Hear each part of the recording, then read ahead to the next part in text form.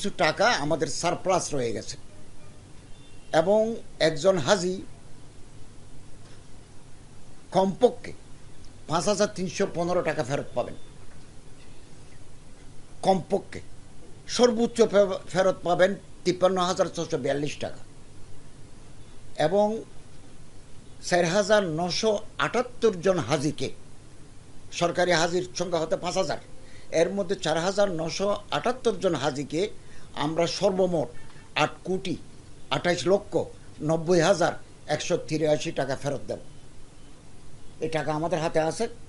আমরা তাদের অ্যাকাউন্টে এই টাকা সরকারি আইবাসের মাধ্যমে যাবে তো, আইবাস না, ব্যাংকের মাধ্যমে, BFTN এর মাধ্যমে আমরা তাদের অ্যাকাউন্টে পৌঁছিয়ে দেব। যারা মারা গেছেন এটা তাদের ওয়ারিসদের কাছে সিস্টেম অনুযায়ী পৌঁছে যাবে।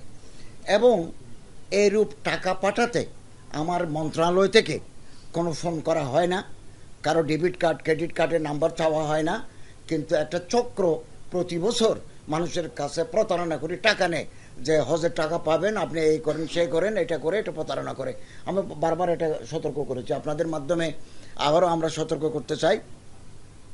এরূপ যদি বিকাশ, নগদ, রকেটের কেউ পিন নম্বর চায় তাহলে বুঝতে হবে সে প্রতারক।